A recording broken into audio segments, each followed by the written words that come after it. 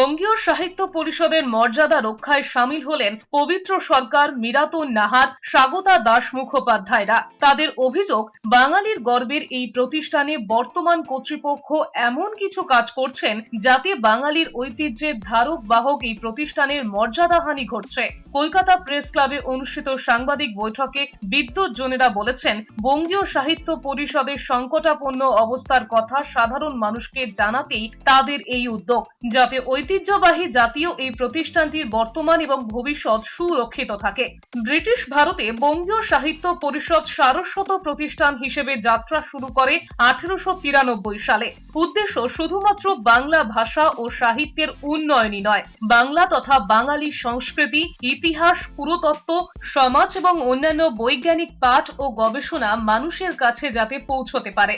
বঙ্গীয় সাহিত্য পরিষদের যে জ্ঞান ভান্ডার, যা কিছু দেখানো এবং পড়ানো আছে, সেটা সারা পৃথিবীর মানুষের সম্পত্তি। এবং ভারত সরকার যখন সহায়তা করছেন, বিনা পয়সায় জিনিসটা করে দিচ্ছেন, তখন আমাদের যা কিছু আছে মূল্যবান সবকিছু ডিজিটাইজ করা দরকার। ওইগুলো রক্ষার স্বার্থে, অর্থাৎ পুরনো পুঁথি জীর্ণ হয়ে আসছে, পুরনো দলিল জীর্ণ হয়ে আসছে, সেগুলো সব ডিজিটাইজ করে রাখা দরকার, যাতে আপনারা এসে যেখানে বা না এসে দূর থেকে এই ডিজিটাইজ যে কপিগুলো তা ব্যবহার করতে পারেন। সাহিত্য পরিষদের 4টি স্তম্ভ। প্রথম স্তম্ভ হচ্ছে গ্রন্থাগার, দ্বিতীয় স্তম্ভ হচ্ছে আমাদের মিউজিয়াম, তৃতীয় স্তম্ভ হচ্ছে বঙ্গীয় সাহিত্য পরিষদের প্রকাশনা, চতুর্থ স্তম্ভ হচ্ছে পুঁথিশালা এবং পঞ্চম স্তম্ভ হচ্ছে আলোচনা।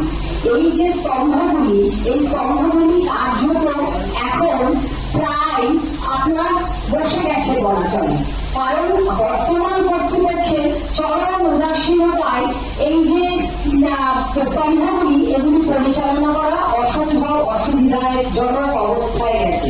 সাহিত্য পরিষদের উদ্দেশ্য যেটা হওয়ার কথা সেটা সাধিত হচ্ছে না। সাহিত্য পরিষদের কাজ একেবারেই বন্ধ হয়ে গেছে গত 5-6 বছর। কেউ জানেই না যে সাহিত্য পরিষদ কি, 5-6 বছরের কিছু বেশি সময়। সাহিত্য পরিষদ যে কি, এটা খায় না মাথায় দেয়, এটাই এখন সাধারণ মানুষ যারা একটু বিদ্যোৎসাহী তারা কিন্তু জানে না। এটা খুব ভীষণ দুঃখের মনে হয়। অর্থকে কি এরা এত দূরে রাখতে পেরেছে?